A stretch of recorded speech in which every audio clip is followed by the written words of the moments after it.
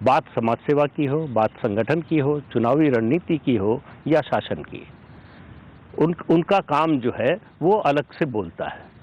उनके अगर आप राजनीतिक जीवन को देखें तो संगठन से शुरू करके केंद्रीय मंत्री के स्तर तक पहुंचे, लंबे समय तक प्रधानमंत्री नरेंद्र मोदी के सहयोगी रहे और उनकी पूरी जो राजनीतिक यात्रा है उसके कह सकते हैं एक तरह से सहयात्री रहे। तो आज ये बातचीत हो रही है इसलिए कि प्रधानमंत्री नरेंद्र मोदी ने अपने सार्वजनिक जीवन के, खासतौर से चुनावी राजनीति के जीवन के 20 साल पूरे किए। 7 अक्टूबर 2001 को उन्होंने गुजरात के मुख्यमंत्री पद का भार संभाला था। तब से ये यात्रा जो है वो अनवरत जारी है। तो आप ठीक समझ गए होंगे अब मैं किसकी बात कर रहा हूँ। जी हाँ, मैं बात कर रहा हूँ भारत सरकार के गृह मंत्री और भाजपा के पूर्व राष्ट्रीय अध्यक्ष अमित शाह। अमित शाह जी, आपका संसद टीवी पर स्वागत है। नमस्कार प्रदीप जी। आपने प्रधानमंत्री नरेंद्र मोदी को एक स्वयंसेवक के रूप में देखा, फिर एक संगठनकर्ता के रूप में देखा, फिर एक राजनीतिक कार्यकर्ता के रूप में देखा, मुख्यमंत्री के रूप में देखा, प्रधानमंत्री के रूप में देखा और विश्व नेता बनते हुए देखा। इस दौरान कई पड़ाव आए होंगे, कई उतार चढ़ाव आए होंगे। कौन सी ऐसी बात, कौन सा ऐसा मुद्दा, कौन सा ऐसा समय आया जो आपको लगा कि उनके लिए सबसे चुनौतीपूर्ण रहा? देखिए, मोदी जी के जीवन के कुल मिलाकर सार्वजनिक जीवन में आने के बाद 3 हिस्से किए जा सकते हैं। एक तो भारतीय जनता पार्टी में आने के बाद की मैं बात करता हूँ। जी। भारतीय जनता पार्टी में आने के बाद का उनका पहला कालखंड एक दृष्टि से बनाए तो वो संगठनात्मक काम का था। दूसरा कालखंड उनके मुख्यमंत्री के, उनके तत्वाधान में गुजरात में वो मुख्यमंत्री रहे और एक काम हुआ। और तीसरा राष्ट्रीय राजनीति में आकर वो प्रधानमंत्री बने। ये 3 हिस्सों में उनके सार्वजनिक जीवन को बांटा जा सकता है। ये तीनों बेहद चुनौतीपूर्ण अपने आप में रहे। जैसे जब उनको भारतीय जनता पार्टी में भेजा गया, वो आए, संगठन मंत्री बने। उस वक्त भारतीय जनता पार्टी की स्थिति खस्ता हाल थी। गुजरात कोई पहले से भारतीय जनता पार्टी के अनुकूल राज्य रहा नहीं था। हम सब युवा कार्यकर्ता थे, कोई भविष्य नजर नहीं आता था। जब भाजपा के लिए बात करते थे या ज्वाइन हुए थे, हमारे प्रोफेसर हमें डांटते थे, कहाँ गलत रास्ते पे चले गए हो। इस प्रकार की स्थिति थी। और देश में 2 सीटें आई थी।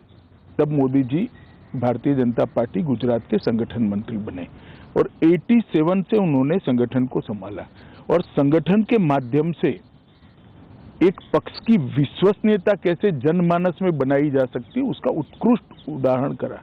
87 में आने के बाद सबसे पहला चुनाव आया अहमदाबाद म्युनिसिपल कॉरपोरेशन का। पहली बार भारतीय जनता पार्टी अपने बूते पर कॉरपोरेशन में सत्ता में आई। उनके संगठन मंत्री बनने के महज 1 साल के अंदर। और उसके बाद में भारतीय जनता पार्टी की यात्रा शुरू हुई। 90 में हम हिस्सेदारी में सरकार में आए, 50-50% की हिस्सेदारी थी। 95 में पूर्ण बहुमत में आए और वहां से भारतीय जनता पार्टी आज तक पीछे मुड़कर नहीं देखा है। कल भी जो चुनाव हुए उसमें हम लगभग 95% स्वीप कर गए। तो सबसे बड़ा चैलेंजिंग काम उनका उस वक्त था कि गुजरात में भारतीय जनता पार्टी का कमल खिलाना।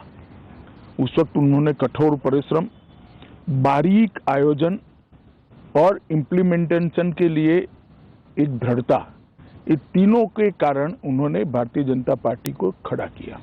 और एक मैं अभी भी मानता हूँ मल्टी पार्टी डेमोक्रेटिक सिस्टम में बहुत सारी पार्टियां है और होनी भी चाहिए। सबने गुजरात के संगठन के मॉडल का स्टडी करने जैसा है जो मोदी जी ने उस वक्त बनाया था। और समय समय पर उसमें अनुकूल परिवर्तन भी होते गए, परंतु वो मॉडल की जो नींव थी, जनता के साथ सरोकार रखकर जनता की वेदनाओं को समझकर उसको वाचा देना ये राजनीतिक पार्टी का काम है। जब विपक्ष में होते हैं तो आंदोलन के माध्यम से उसको वाचा देते हैं और जब सत्ता में आते हैं तो सरकार की नीति और कार्यक्रमों के माध्यम से उसका रास्ता ढूंढना, उसको हल निकालना और वो वेदना को कम करना या तो निरस्त करना। मैं मानता हूं एक बहुत बड़ी चैलेंज उनके लिए थी उस वक्त कि भारतीय जनता पार्टी को गुजरात में प्रस्थापित करना। हम तीसरे नंबर पर थे और तब से लेकर जो शुरू हुआ है आज तक भारतीय जनता पार्टी पूरी दुनिया देख रही है, इसको हम लगातार जीतते जा रहे हैं। दूसरा बड़ा चैलेंज उनके सार्वजनिक जीवन में आया कि जब वो गुजरात के मुख्यमंत्री बने। मैं जिस कॉन्स्टिट्यूंसी से आता हूँ वो कॉन्स्टिट्यूंसी भी हम हार गए थे, जो गुजरात का सबसे सेफेस्ट सीट माना जाता था, साबरमती असेंबली कॉन्स्टिट्यूंसी, वो हम हार चुके थे। अच्छा। बड़ा भूकंप आया था, सारे कॉरपोरेशन के चुनाव, जिला पंचायत के चुनाव, तहसील पंचायत के चुनाव कांग्रेस स्वीप कर गई थी। 70 के दशक के बाद पहली बार Bharatiya Janata party Rajkot municipal corporation में हारी थी, 70 के दशक के बाद, जनसंघ के समय से लेकर आज। और अहमदाबाद म्युनिसिपल कॉरपोरेशन हम 87 के बाद पहली बार हारे। उस समय उनको गुजरात की धुरा सौंपी गई और उस वक्त की राष्ट्रीय राजनीति की भी कल्पना करते हैं तो एक बहुत लंबा कालखंड यहाँ पर गठजोड़ की राजनीति का रहा। जो सरकारें आई पूर्ण बहुमत की सरकारें नहीं थी, मिली जुली सरकार थी, कभी 20 पार्टियां, कभी 25 पार्टियां, कभी 30 पार्टियां। अटल जी के नेतृत्व में सरकार बनी, वो भी कोई पूर्ण बहुमत की एक पार्टी की सरकार नहीं थी। और इसका परिणाम वो ये हुआ था कि एक लचर स्थिति देश भर में बन गई थी और सब लोगों का भरोसा उठता जा रहा था। उस वक्त नरेंद्र भाई गुजरात के मुख्यमंत्री बने और गुजरात के मुख्यमंत्री बनने के बाद उन्होंने जिस प्रकार से तेजी से, हालांकि उनको प्रशासन का कोई अनुभव नहीं था, कभी सरपंच भी नहीं बने, आप विधायक तो इसीलिए लोगों को और आश्चर्य होता है, सरपंच भी नहीं बने थे, मगर फिर भी उन्होंने बहुत धैर्यपूर्ण तरीके से प्रशासन की बारीकियों को समझा, जो एक्सपर्ट से उनको प्रशासन के साथ जोड़ा, उनकी चीजों को लोक भोग्य बनाया, योजनाओं में तब्दील किया और योजनाओं को लोगों तक पहुंचाने का काम किया। और जो भूकंप एक जमाने में भाजपा के लिए एक धब्बा बन जाएगा ऐसा लगता था, वो भूकंप के काम की पूरे विश्व ने बुरी बुरी सराहना की। और आज आप भुज जाकर देख लीजिए, एक और लातूर का भी भूकंप था, एक और भुज का भी है, पूरा नवनिर्माण किया, पूरा भुज का नवनिर्माण हुआ। सिर्फ नवनिर्माण नहीं हुआ, भुज की विकास दर उसके बाद 37% ज्यादा बनी। और आज भुज के अंदर पानी भी है, इंडस्ट्री भी है, एजुकेशन भी है। पहले भुज का पोस्टिंग पनिशमेंट पोस्टिंग माना जाता है, प्राइम पोस्टिंग माना जाता है। इतना बड़ा परिवर्तन लाए और अपने मुख्यमंत्री काल में उन्होंने एक नया मॉडल बनाया कि विकास को कैसे सर्वस्पर्शीय, सर्वसमावेशक बनाया जा सकता है। और इसके लिए उन्होंने ढेर सारी योजनाएं लेकर आए। जैसे मैं 2-3 योजनाओं का ही जिक्र कर पाऊंगा समय मर्यादा देखते हुए। वन बंधु कल्याण योजना, सबसे निग्लेक्टेड गुजरात में आदिवासी थे। कांग्रेस ने उनका वोट बैंक के नाते तो उपयोग किया, परंतु कभी उस तक विकास नहीं पहुंचा था। उन्होंने सारी बिखरी हुई योजनाओं को जोड़ा और पहली बार गुजरात में उनका जो संविधान का दिया हुआ अधिकार था कि उनकी जनसंख्या के अनुपात में बजट में उसको हिस्सेदारी मिले, पहली बार नरेंद्र मोदी जी ने 2003 के बजट के अंदर उनको दिया। और वन बंधु कल्याण योजना ने पूरे गुजरात के ट्राइबल एरिया का विकास का रास्ता खोल दिया। और आज ट्राइबल एरिया में बड़े भरोसे से कह रहा हूं, कोई भी क्रिटिक से क्रिटिक एनालिसिस करने वाला व्यक्ति वहां पहुंच जाए, सूरत शहर और डांग के जिले के बीच में कोई अंतर वो नहीं ढूंढ पाएगा। इतना बड़ा परिवर्तन हुआ। इसी प्रकार राजनीतिक लाभ भी मिला, राजनीतिक लाभ दूसरी बात है जी, मगर लोगों का भरोसा लोकतंत्र के अंदर दृढ़ हुआ। सागर छोड़ के हमारे किनारे थे तो उसके लिए भी एक योजना लेकर आए, वो भी निग्लेक्टेड पड़े थे, जबकि सबसे ज्यादा खनिज संपदा वहीं थी, रेवेन्यू सबसे ज्यादा वहां से आती थी, बंदरों के कारण सबसे ज्यादा इंडस्ट्री वहां लगी थी। पूरे सागर छोर के किनारों को रोड से जोड़ दिया और इसके वहां पर हर तहसील की एक डेवलपमेंट प्लानिंग बनाई गई और सागर खेडू विकास योजना वहां उन्होंने शुरू की। आज वो एरिया पूरा गुजरात की इंडस्ट्रियल डेवलपमेंट का बैकबोन बना हुआ है। और तीसरा, हमारे यहाँ देश भर में था उस जी, वक्त। जी। सबसे बड़ा प्रॉब्लम ड्रॉप आउट का था, enrolment and drop out education. Education की, प्राइमरी एजुकेशन की मैं बात कर रहा हूँ। तो गुजरात जैसे राज्य में बहुत बड़ी समस्या थी।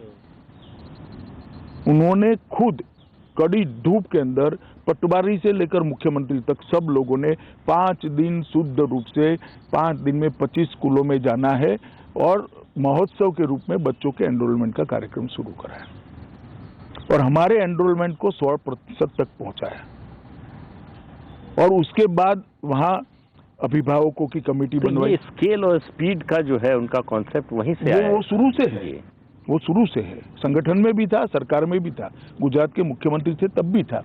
और उन्होंने अभिभावकों की कमेटी बनाई, विशेषकर माताओं की कमेटी बनाई।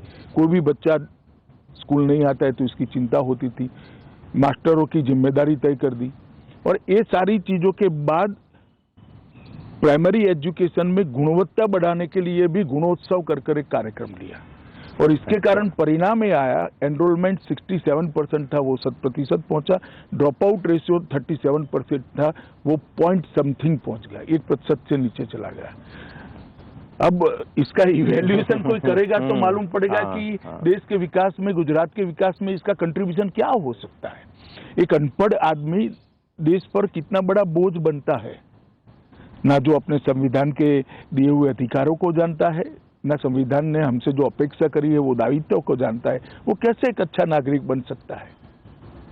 इसके अंदर आमूलचूर परिवर्तन है। इसी प्रकार से शहरी विकास, ग्रामीण विकास, औद्योगिक नीति, वाइब्रेंट गुजरात का उन्होंने एक बहुत बड़ा एक्सपेरिमेंट करा। खावड़ा तक पानी भी उनके समय में ही पहुंचा। नर्मदा योजना को अंजाम तक पहुंचाने का काम किया। सौनी योजना लाकर गुजरात के अंदर लगभग टैंकर राज को समाप्त कर दिया। गुजरात ऐसा एक क्षेत्र था जहाँ टैंकरों की इंडस्ट्री चलती थी क्योंकि गांव में पानी नहीं होता था। आज फ्लो से पानी हर गांव में जाता है, पीने की पानी की कहीं किल्लत नहीं है। और दृढ़ता पूर्वक, कठोरता से नीति बनाकर जो काम किया, इसका परिणाम ये है कि गुजरात के कई जिले आज काली यादी से बाहर आ चुके हैं। 100 फुट भूगर्भ जल का लेवल ऊपर आया है। पूरे भारत में एक ही ऐसा क्षेत्र है जहाँ भूगर्भ जल में बढ़ोतरी हुई। तालाबों को बहुत डीप करने का काम किया गया, छोटे छोटे चेक डैम बनाए गए, नर्मदा का जो बाढ़ का पानी था उसको तालाबों में डाइवर्ट कर। इस प्रकार से एक दूसरी चैलेंज को उसने इतने अच्छे तरीके से लिया कि देश भर के अंदर जो मिली जुली सरकारों का एक युग था, वो युग में एक छवि बनी थी कि ये मल्टी पार्टी डेमोक्रेटिक सिस्टम शायद फेल तो नहीं कर जाएगी। गुजरात के नरेंद्र भाई के सफल मुख्यमंत्री काल के दौरान न केवल गुजरात, देश भर में एक आशा का किरण जागृत हुआ कि मल्टी पार्टी डेमोक्रेटिक सिस्टम में कोई दोष नहीं है, ये सफल हो सकती है, ये डिलीवर कर सकती है, अंतिम व्यक्ति तक जा सकती है। और वेलफेयर स्टेट की जो कल्पना, कल्याण राज्य की कल्पना, मैं पश्चिम की कल्पना की बात नहीं करता, अपने संविधान निर्माताओं ने जो कल्पना करी थी वो साकार हो सकती है। तो ये दूसरी चैलेंज थी। और तीसरी चैलेंज जब वो भारत के प्रधानमंत्री बने तब आए। आप जानते ही हो, मैं डॉक्टर मनमोहन सिंह जी की सरकार के लिए कोई टिप्पणी करना नहीं चाहता, ये कोई राजनीतिक मौका भी नहीं है, परंतु हर क्षेत्र के अंदर देश नीचे नीचे नीचे जा रहा। 12 लाख करोड़ के घपले, घोटाले, भ्रष्टाचार सरफेस पर आ चुके थे। सार्वजनिक जीवन पर श्रद्धा पाताल के अंदर पहुंच गई थी। दुनिया भर में देश का कोई सम्मान नहीं था। हमारी आंतरिक और बाहरी सुरक्षा बिल्कुल लचर हो पड़ी थी। पॉलिसी पैरालिसिस हो चुका था। नीतिगत फैसले महीनों तक सरकार की आंतरिक उलझनों में उलझते रहते थे। एक मंत्री महोदय ऐसे थे पूरे 5 साल कैबिनेट में ही नहीं आए। कई सारी ऐसी चीजें थी जो सवाल करती थी कि कैसे चल सकता है। ऐसे माहौल में मोदी जी ने देश के प्रधानमंत्री का चैलेंज उनके सर पर आया और आज हम देख सकते हैं कि 7 साल के अंदर सारी व्यवस्थाएं अपनी अपनी जगह सही।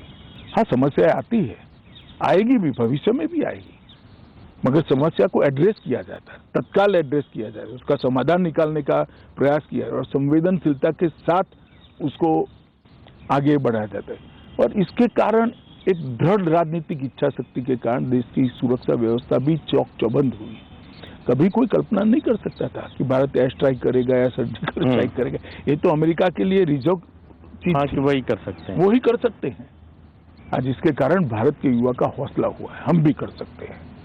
कभी ये नहीं हो सकता था कि कोई प्रधानमंत्री कहेगा कि $5 ट्रिलियन की इकोनॉमी बनने का साहस भारत में है और हम पहुंच सकते हैं। ढेर सारे स्टार्टअप आए, लोग लगे, मुझे विश्वास है $5 ट्रिलियन की इकोनॉमी मोदी जी के नेतृत्व में बन ही जाएगी। और 11 नंबर की अर्थव्यवस्था से 5वें नंबर की अर्थव्यवस्था, 6ठे नंबर की अर्थव्यवस्था हम बन चुके हैं। हाँ। बहुत बड़ा जंप आया है, ढेर सारे सुधार हुए हैं, रिफॉर्म्स हुए हैं, ईज ऑफ डूइंग बिजनेस में भी हमने परिवर्तन। तो मोदी जी के जीवन में जो 3 बड़े बड़े आप स्टेज, तीनों स्टेज चुनौतीपूर्ण थे और उन्होंने बड़े धैर्य से, मक्कमता से और दृढ़ राजनीतिक इच्छा शक्ति के साथ तीनों चैलेंजों को सफलतापूर्वक पार करा है। मैं मानता हूं उनकी लीडरशिप की ये बहुत बड़ी क्वालिटी है। आपने अभी बात में जिक्र किया कि एक समय लगने लगा था कि मल्टी पार्टी डेमोक्रेसी फेल हो जाएगी। राजनीति में, सार्वजनिक जीवन में परसेप्शन का बहुत महत्व होता है। मीडिया और बुद्धिजीवियों का एक वर्ग है देश में जिसका मानना है कि मोदी जी अधिनायकवादी हैं, डिक्टेटरशिप में यकीन करते हैं, किसी से सलाह मशविरा नहीं करते, अपनी चलाते हैं। तो आपको लगता है कि आप लंबे समय से उनसे जुड़े हुए हैं, आपका अनुभव इस पर क्या कहता है? मैं अपने आप को सौभाग्यशाली मानता हूं कि मुझे संगठन और सरकार दोनों में मोदी जी के साथ काम करने का मौका है। पहले गुजरात के संगठन में, फिर गुजरात सरकार में, और यहाँ मैं राष्ट्रीय अध्यक्ष था, तब मोदी जी प्रधानमंत्री थे और अब उनकी सरकार का मैं मंत्री हूँ। मैंने मोदी जी को नजदीक से काम करते हुए देखा है। ये सारे लोग जो आरोप लगा रहे हैं, बिल्कुल बेबुनियाद आरोप है। मैंने मोदी जी जैसा श्रोता देखा ही नहीं। किसी भी समस्या के लिए बैठक हो, कम से कम मोदी जी बोलते हैं, बहुत सब लोगों को धैर्यपूर्वक सुनते हैं और फिर उचित निर्णय लेते हैं। और कई बार तो हमें भी लगता है क्या भाई इतना सोच विचार हो रहा है। 1 बार बैठक, 2 बार बैठक, बहुत धैर्यपूर्वक वो निर्णय करते हैं और छोटे से छोटे व्यक्ति के सुझाव की गुणवत्ता के आधार पर वो महत्व देते, व्यक्ति के आधार पर नहीं देते। तो ये कह देना कि वो निर्णय थोपने वाले नेता है, जरा भी सच नहीं है। और जो लोगों ने उनके साथ काम किया है, काम करने वालों में भी क्रिटिक होते हैं, वो भी इतना तो जरूर कहेंगे कि इतनी डेमोक्रेटिक तरीके से कैबिनेट कभी नहीं चलती होगी, इतनी डेमोक्रेटिक तरीके से मोदी जी के प्रधानमंत्री नाते। और मैंने उनके जैसा श्रोता, लिसनर देखा नहीं। फिर ये परसेप्शन क्यों बना? जानबूझकर बनाया गया या कुछ घटनाओं की वजह से बना? जानबूझकर ही बनाया जाता है और वो डिसिप्लिन के आग्रही है। तो कोई फोरम में जो डिस्कशन होता है वो बाहर नहीं आएगा। एक जमाने में आ जाता था सब आप लोगों के उपयोग के लिए, अब नहीं आता है। तो को लोगों को मुश्किल होती है बहुत कम आता है। तो लोगों को लगता है फैसला मोदी जी ने ले लिया। लोगों को मालूम नहीं है कि, जनता को भी मालूम नहीं है, जर्नलिस्टों को भी मालूम नहीं है कि ये सामूहिक चिंतन का परिपाक है। निर्णय तो ऑफकोर्स वो ही करेंगे क्योंकि वो प्रधानमंत्री है और उनको ही करना चाहिए। जनता ने अधिकार उनको दिया है, बाकी सारे मंत्री को फिर मोदी जी ने अधिकार दिया है। यही तो हमारा संविधान है। परंतु सबके साथ चर्चा कर सबको बोलने का मौका देकर, सबके प्लस माइनस पॉइंट सुनकर ये फैसले होते। ऐसी छवि इसलिए नहीं बनती कि वो डिसिप्लिन के आग्रही है। और कुछ लोग जो बड़ा दुर्भाग्यपूर्ण है, जो मैं बोलने जा रहा हूं, कुछ लोग जो हमारे वैचारिक विरोधी हैं, वो सत्य कुछ भी हो, सत्य को तोड़ मरोड़ कर लोगों के सामने कैसा रखना, वो भी प्रयास हम तो देख ही रहे हैं, आप भी शायद देखते होंगे। और इसके कारण छवि को आहत करने का भी एक सुनियोजित प्रयास हुआ है। ऐसा कहते हैं कि राजनीति में जोखिम लेने से नेता बचते हैं क्योंकि एक अनिश्चितता उससे पैदा होती है कि ये जोखिम लिया, इसका क्या नतीजा होगा, हमारे ऊपर क्या असर पड़ेगा। लेकिन मोदी जी के बारे में देखा जाता है कि जैसे वो मतलब जिद करके जोखिम लेते हैं। आप नोटबंदी का फैसला देखिए, 3 तलाक, अनुच्छेद 370। देखिए, मैं आपकी बात से पार्शियली सहमत हूँ। जिद कर शब्द प्रयोग ठीक नहीं है। वो जोखिम लेकर फैसला करते हैं, वो सही है, क्योंकि उनका मानना है और कई बार सार्वजनिक जीवन में उन्होंने कहा भी है कि हम देश बदलने के लिए सरकार में आए हैं, सरकार चलाने के लिए सरकार में नहीं आए। हमारा लक्ष्य देश के अंदर परिवर्तन लाना है। 130 करोड़ की जनता को विश्व में, दुनिया के सबसे बड़े लोकतंत्र को विश्व में एक सम्मानजनक स्थान पर पहुंचाना है, जो जबकि पोटेंशियल सालों से यहां पड़ा है। हमारा युवा धन पश्चिम और अमेरिका की ओर न जाता अगर ये फैसले सालों पहले हो गए होते तो, जो आज हो रहे हैं। मैं किसी का क्रिटिसिज्म करना नहीं चाहता, मगर वो इसलिए नहीं डरते हैं कि सत्ता में बने रहना लक्ष्य नहीं है, जो चलता है उसको चलने देना, आराम की जीवन जीना भी लक्ष्य नहीं है। एकमात्र लक्ष्य है भारत प्रथम, इंडिया फर्स्ट। ये लक्ष्य लेकर वो चलते हैं और इसीलिए इसी में से दृढ़ राजनीतिक इच्छा शक्ति का निर्मित होती है। और जब दृढ़ राजनीतिक इच्छा शक्ति के साथ आप एक रास्ता तय कर लेते हो कि मुझे देश को यहाँ पहुंचाना है, तो हर क्षेत्र के अंदर आप फैसले देखिए। नोटबंदी का फैसला और कोई ले ही नहीं सकता, मैं आपको बताता हूँ। इतना बड़ा फैसला उन्होंने लिया और हमारी टीका करने वाले जो करेंगे वो करेंगे, मगर मैं बताता हूँ इससे देश के अर्थतंत्र के माहौल में बहुत बड़ा परिवर्तन आया कि नहीं, ये सरकार का व्हील है, काला धन नहीं चलेगा। कई बार व्हील का परिचय कराना, इच्छा का परिचय कराना भी बड़ी बात होती है। इसी प्रकार से जीएसटी, चिदम्बरम साहब से लेकर प्रणब मुखर्जी साहब सब बात तो करते थे, अच्छी अच्छी अंग्रेजी में बोलते थे, परंतु किसी की हिम्मत नहीं पड़ती थी। मोदी जी ने केंद्र का राज्य का फर्क भूलकर कि फेडरल स्ट्रक्चर है, हम एक टीम है, काफी ऐसी चीजें थी जो राज्यों में अविश्वास पैदा करती थी, उसको हटा दिया और जीएसटी को सर्वानुमत से, और मैं गर्व के साथ कह सकता हूं इक्का दुक्का चीज छोड़कर जीएसटी काउंसिल में एक भी फैसला बहुमत से नहीं लिया गया है, सर्वानुमत से लिया गया है। जबकि जीएसटी काउंसिल में सभी दल की सरकारों के वित्त मंत्री हैं। 3 तलाक का उन्मूलन, किसी में हिम्मत नहीं थी। शाहबानू के केस को रिवर्ट करना पड़ा था, कानून को बदलना पड़ा, राजीव गांधी सुप्रीम कोर्ट के फैसले को बदला, उनको बदलना पड़ा था। 1 रैंक 1 पेंशन, कोई हिम्मत नहीं करता था। चीफ ऑफ डिफेंस स्टाफ का नया कंसेप्ट डिफेंस के क्षेत्र में, कोई हिम्मत नहीं करता था। सर्जिकल और स्ट्राइक और एयर स्ट्राइक का सवाल ही पैदा नहीं होता था। हम चुप हो जाते एक आध दो निवेदन कर कर। आज सबको मालूम है कि भारत की सीमाओं के साथ कोई छेड़खानी बर्दाश्त नहीं की जाएगी। धारा 370, 35 से सबको मालूम था कि टेम्पररी था, अब इसकी जरूरत नहीं है, कोई छूने की हिम्मत नहीं करता था। इसी प्रकार से हमारी संस्कृति को लोगों तक पहुंचा, दुनिया तक। योग दिवस कितना बड़ा फैसला है, यूएन जनरल असेंबली ने इसको स्वीकार किया योग दिवस को, बहुत बड़ी बात है।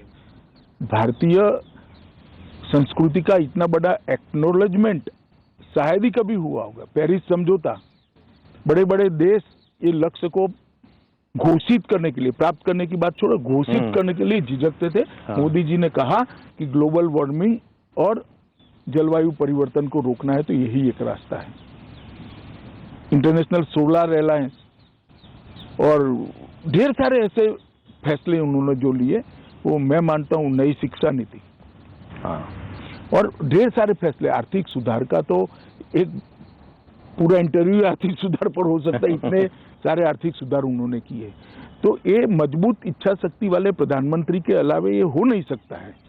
तो मुझे लगता है कि वो इसलिए हो रहा है कि उनका लक्ष्य सत्ता में बने रहना नहीं है, उनका लक्ष्य भारतीय जनता पार्टी के लिए सरकार चलाना नहीं है, उनका लक्ष्य देश के लिए सरकार चलाना है, देश के गरीबों के लिए सरकार चलाना है। लेकिन ये विश्वास कहाँ से आता है कि हम जो भी फैसला लेंगे, चाहे जितना कड़ा हो, चाहे जितना जोखिम वाला हो, देश की जनता उसको स्वीकार कर लेगी? वो इसलिए आता है कि इसमें कोई निजी स्वार्थ नहीं है, ना दलगत स्वार्थ है, ना व्यक्तिगत स्वार्थ है।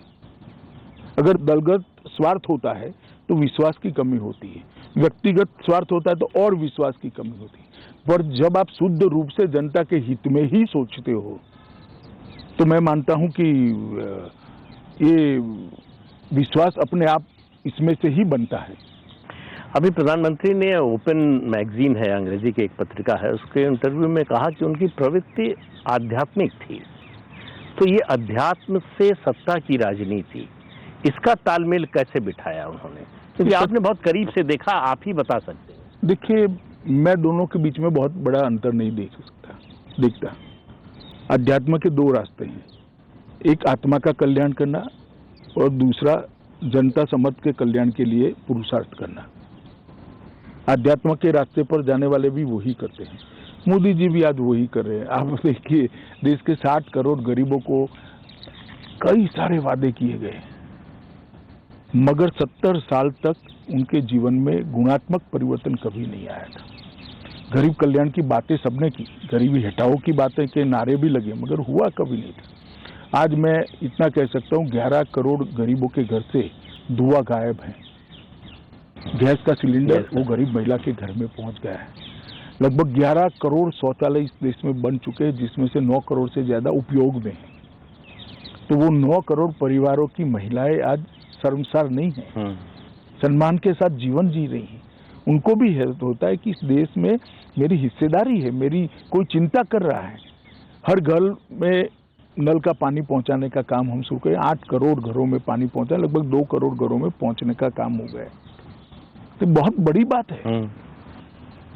18,000 गांव, जब प्रधानमंत्री नरेंद्र मोदी ने शपथ ली तब वहां बिजली का खंभा तक नहीं था। 18,000 गांव आजादी के 70 साल के बाद बिजली से अछूते थे, और घर तो करोड़ों घर। आज वो 18,000 गांवों में बिजली पहुंच गई है, और इसके साथ 4 करोड़ घरों में घर में बिजली पहुंचाने का काम नरेंद्र मोदी जी की भारतीय जनता पार्टी की सरकार ने समाप्त कर दिया। लगभग 11 करोड़ किसानों को सालाना 6,000 रुपया मिल रहा है, और 1.5 लाख करोड़ रुपया एक साल के अंदर किसानों को पहुंचा। 1.5 लाख करोड़ रुपया। कभी यूपीए सरकार ने 60,000 करोड़ का ऋण माफ कर बहुत बड़ा काम किया था, ऐसा बताते थे। कहते हैं उसी से चुनाव 60,000 करोड़ तो बैंक में ही वापिस आ गए, किसान को कुछ नहीं मिला, क्योंकि तो बैंक का ऋण माफ हो गया। तो बैंक में ये 1.5 लाख करोड़ रुपया सीधा किसान को मिला है, जिसे इसको बैंक से ऋण ही नहीं लेना। जो 1.5 एकड़ 2 एकड़ के खेत है, जो हमारे बहुत सारे प्रदेश में एवरेज जोत इतनी ही है, उसका तीनों खेती का खर्चा ही 6,000 होता है, तब उसको ऋण ही नहीं लेना पड़ता है।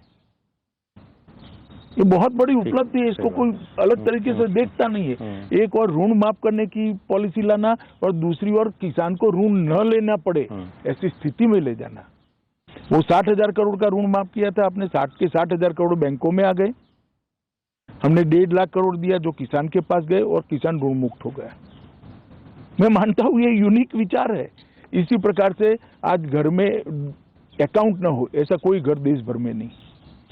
लगभग ढेर सारे लोग ऐसे थे जिनके 60 करोड़ लोग ऐसे थे जिनके परिवार में एक भी अकाउंट नहीं था। आज जनधन के माध्यम से उनको अकाउंट मिल गया।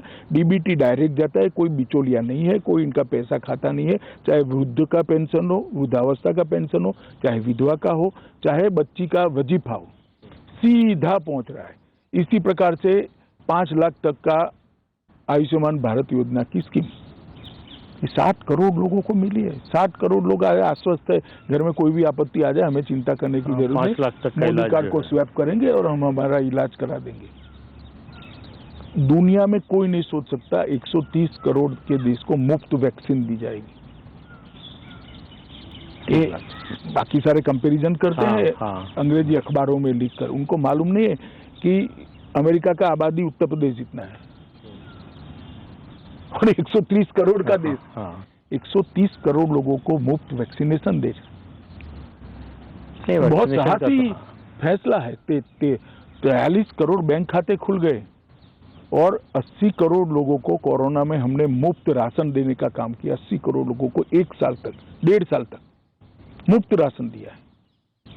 उसका बड़ा असर है लोगों पर। और मैं इसको असर से थोड़ा ऊपर जाकर सोचता हूँ, ये प्रधानमंत्री जी की सरकार की संवेदनशीलता है जो ये योजनाएं बनाती है। हम योजनाओं के अंदर उसका स्केल और साइज दोनों को बदले हैं।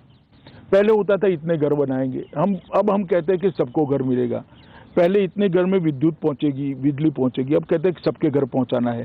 पहले इतने शौचालय बनाएंगे, अब सब शौचालय सबके घर में पहुंचा। पहले गैस इतने देंगे, अब सबके घर में गैस। तो एक स्केल बदलने का काम किया, और ये स्केल बदलते ही 60 करोड़ लोग जो अपने आप को आजादी के साथ ना जोड़ते थे, ना लोकतंत्र के साथ जोड़ते थे, ना देश के अर्थतंत्र के साथ अपने आप को, क्योंकि वो तो बेनिफिशियरी था ही नहीं बेचारा। आज वो 60 करोड़ लोगों में एक आत्मविश्वास जगा है कि नहीं, ये देश की विकास में मेरा भागीदारी है, देश मेरा सोचता है, और ये 60 करोड़ लोगों की एक नई ऊर्जा देश के विकास के अंदर जुड़ी है। मैं मानता हूँ ये बहुत बड़ी बात है। लोकतंत्र का अर्थ क्या है? समविकास करना, यही लोकतंत्र है। सर्वसमावेशक, सर्वस्पर्शीय विकास करना, यही लोकतंत्र है। और सबको देश के भले के लिए जोड़ना, यही लोकतंत्र है। तो अल्टीमेटली जो क्रिटिक है वो बोलेंगे, मगर मैं मानता हूं कि उन्होंने वही रास्ते पर नरेंद्र भाई आज भी है, जो कहते हैं कि आध्यात्म के रास्ते से वापिस आकर सत्ता की राजनीति में आए। जरिया बदला है, लक्ष्य वही है। ये प्रधानमंत्री जब किसी को जिम्मेदारी देते हैं, बड़ी जिम्मेदारी देते हैं, तो किस आधार पर, क्या सोच कर, क्या पैमाना होता है? आपको जब उत्तर प्रदेश का प्रभार दिया लोकसभा 2014 से पहले, तो कुछ बात की होगी, आपको बताया होगा क्या करना होगा। उत्तर प्रदेश में बहुत से लोगों ने आलोचना की कि अमित शाह जी उत्तर प्रदेश के बारे में क्या जानते हैं, कभी आए नहीं, रहे नहीं, लेकिन प्रधानमंत्री ने आप पर भरोसा किया, तो उसका कोई तो कारण। देखिए, उस वक्त हमारे अध्यक्ष राजनाथ सिंह जी थे, फैसला राजनाथ सिंह जी का था। मगर हाँ, मोदी जी प्रधानमंत्री पद के प्रत्याशी तो घोषित हो ही चुके हैं, तो स्वाभाविक रूप से सामूहिक फैसले होते हैं। परंतु मैंने मोदी जी जैसी स्मृति किसी की नहीं देखी। 1980 की भी बात जस की तस आज उनको याद होती है, और ये स्मृति को उन्होंने एक अलग प्रकार से संजो कर रखा है, और इसमें से एनसाइक्लोपीडिया जैसा हर व्यक्ति के लिए इनका असेसमेंट तैयार होता रहता है, और फिर भी साथियों से सलाह मशवरा कर कर ही वो अंतिम निर्णय करते हैं। तो मुझे लगता है कि व्यक्तियों के चयन के बारे में और व्यक्तियों को काम देने के बारे में उनके ज़्यादातर फैसले अच्छे भी होते हैं और सफल भी होते हैं। परवाह देश की, सोमवार से शुक्रवार रात 10 बजे TV9 भारतवर्ष पर।